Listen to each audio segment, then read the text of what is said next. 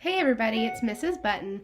I just want to say that I miss you all so much and I hope that you're having a good time doing your NTI work, and it's almost over and it's almost summertime. So I hope everybody's staying safe and staying healthy. Today we're going to talk about summarizing. So our learning target today is going to be, today I am using comprehension strategies so that I can write strong summaries of what I have read. So we're going to read a book called Maddi's Fridge today by Lois Brandt. After we read, we are going to write a summary, and I want you to include theme in your summary as well. So summarizing, let's take a quick look and recap a little bit. When you're summarizing, remember chronological order. So you're going to write what happened, the events in order. You're going to use those transition words as well. The main idea and the theme. And then SWBST, that's something to help you remember how you can write your summaries. So somebody, who is the main character? Somebody wanted, what did he or she want? But there were problems. What were those problems? So how did he or she solve those problems? And then the solution. How did they fix that problem? So remember these things, and I will attach a picture of it because I'm sure it's going to be backwards in your video. I will attach a picture of this while you're writing your summary. You can use this while you're writing as a tool. So we're going to read the book called Maddi's Fridge by Lois Brandt. When Sophia and Maddi played at the park, they stretched their toes to the sky. They climbed to the top of the ladder and flew off the end of the slide. They stayed until the buildings grew long shadows and even the taxis stopped honking. "Let's play on the climbing wall," Maddi said. "No way," Sophia said. "I can't reach." "Yes way." Maddi scooted up to the top of the wall. "Your turn." Sophia put a foot on the bottom of the rock, grabbed with one hand, and stretched, but couldn't reach the next hold. Sophia's stomach growled. "I give up. Let's get a snack." "No way," Maddi said. "Let's stay here." "Yes way." Sophia ran to Maddi's building and raced up the stairs. "Wait." Maddi ran after her. Maddi was the best climber, but Sophia was the fastest runner.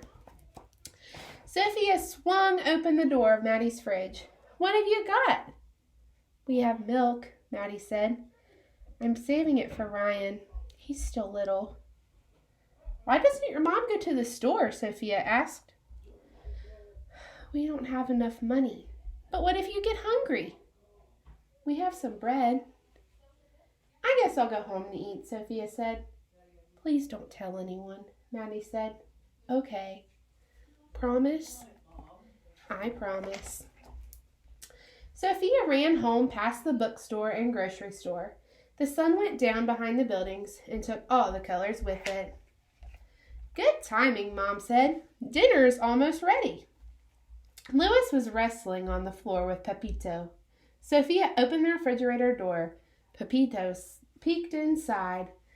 Sophia's fridge was full of milk and eggs and tortillas and cheese and lettuce and jam and salsa and tofu and even half a can of dog food.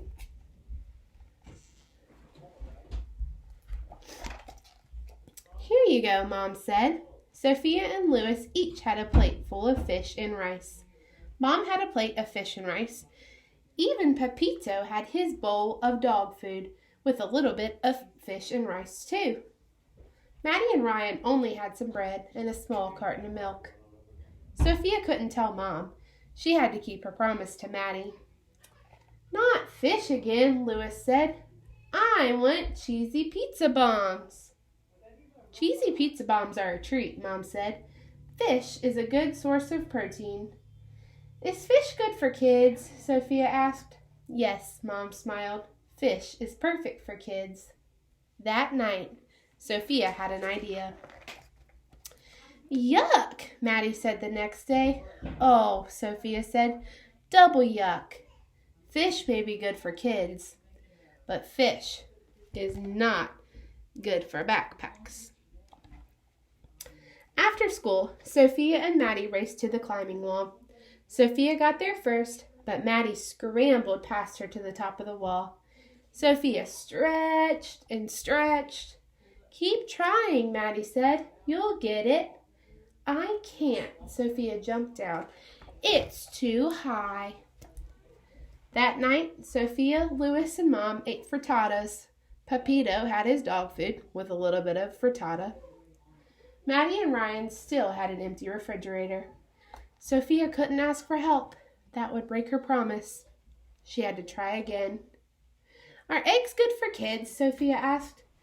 "Not as good as cheesy pizza bombs," Lois said.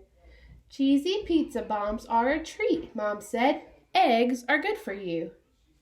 After dinner, Sophia packed eggs for Maddi and Ryan. "Yuck," Maddi said. "Double yuck," Sophia said.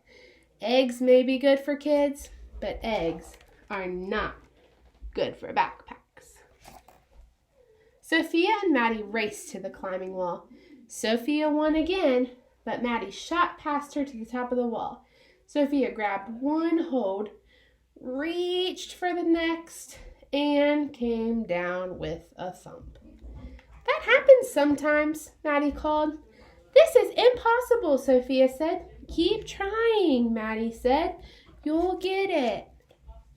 That night, Sophia, Lois, and Mom had burritos. Pepito had his dog food with a little bit of burrito and no salsa. Maddi and Ryan had an empty fridge.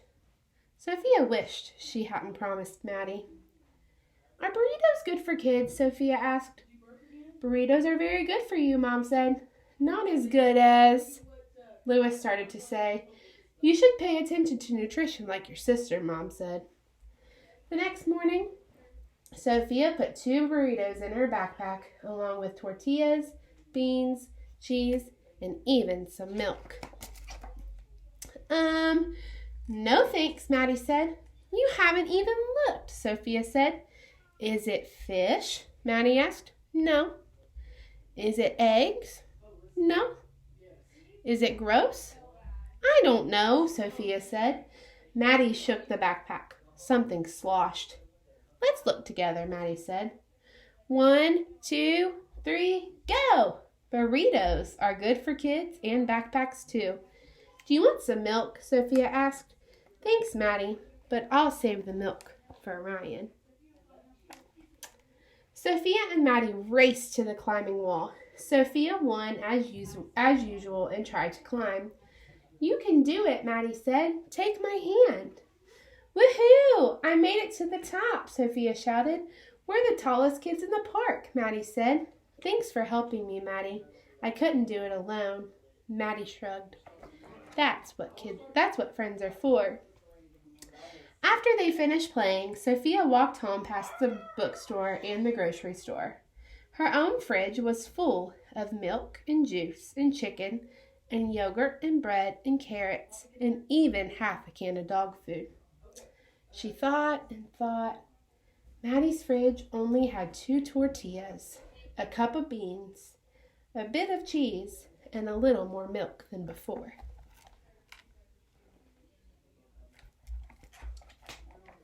Sophia didn't want to break her promise, but she couldn't help Maddi alone. Sophia told. She hoped Maddi wouldn't be mad. "I'm glad you told me," Mom said. "Let's see what we can do together." They loaded grocery bags with milk, flour, chicken, carrots, sugar, oil, and even frozen meat and vegetables. Lois pulled his package of cheesy pizza bombs out of the freezer. He thought and thought and thought some more. Then he put his cheesy pizza bombs in Maddi and Ryan's bag. "For a treat," he said. At Maddi's apartment, the moms talked. Lois and Ryan played. Maddi and Sophia ran to the park. "You broke your promise," Maddi said. "I'm sorry," Sophia said. "Are you mad?" "A promise is important," Maddi said.